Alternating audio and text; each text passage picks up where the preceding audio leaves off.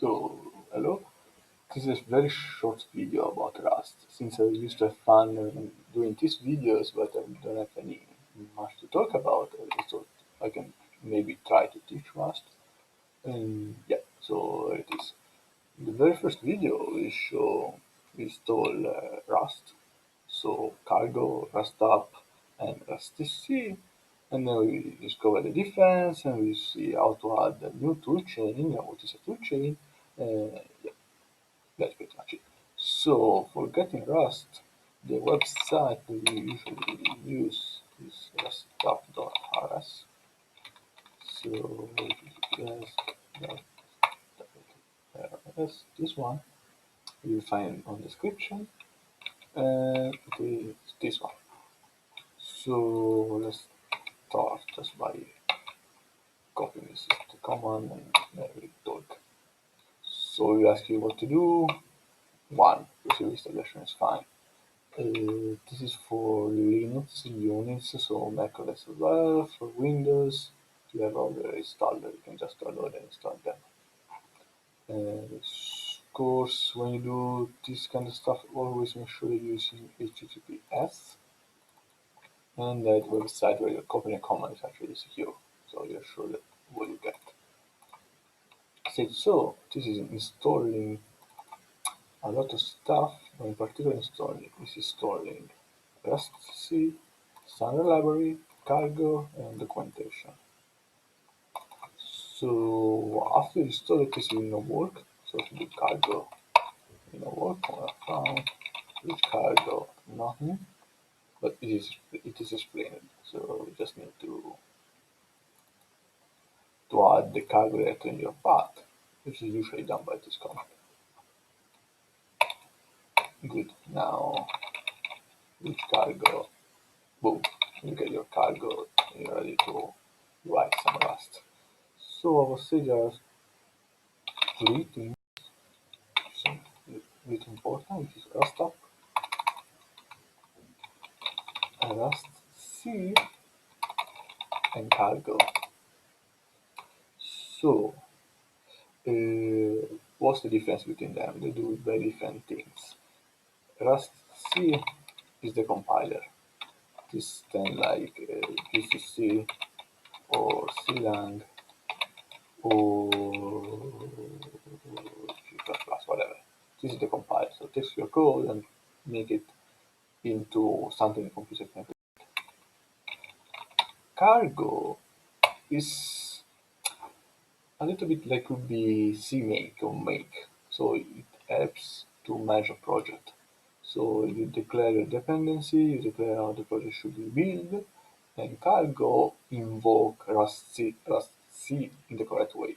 It's complex if you have any experience working with big C code base, you know that actually compilation phase is not trivial. While Rust managed to make it quite usually trivial. Usually, at least the project is quite complex, but usually compilation is trivial. And the last command is rustup. Rustup, you can see, every toolchain. This is a toolchain. Toolchain is all the set of components that are necessary to build the software in Rust, in particular the compiler or the linker. Since we have installed the Rust, you can look up our toolchain Rustup, and we can list them. We have just one stable e8464 unknown Linux new standard one. Maybe you can add another one. Mozilla look new yesterday. Oh wait, toolchain add Linux Mozilla. Okay, this is another toolchain which is quite similar to the other. The difference is that we use Mozilla instead of the standard glibc library, which is quite convenient if you, in some cases, I mean that is going to be complex to explain.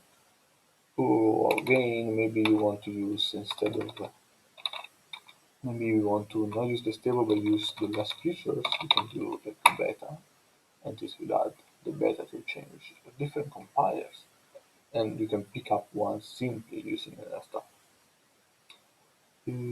Yes, I don't want to go much further than this. I believe this is schedule. Look. And the only things I would like to share as well is a little document here. So the very first video is this one, getting cargo, rustup, using cargo and rustc. And then next video will be a first hello world, very trigger project, and we will code them in VS Code. So there will be a same experience for Linux users or also in Mac or in Windows. And then we have a little schedule. This project is public. This document is public, so you find the reference below in the video. And if you want to comment, if you want to add something, if you want something to be explored more, you just add it. And the next video will be up in a few days. So we register it today, and then it will be up in a few days. So you just need to subscribe here on YouTube or on Twitter. You can follow me at Sisha.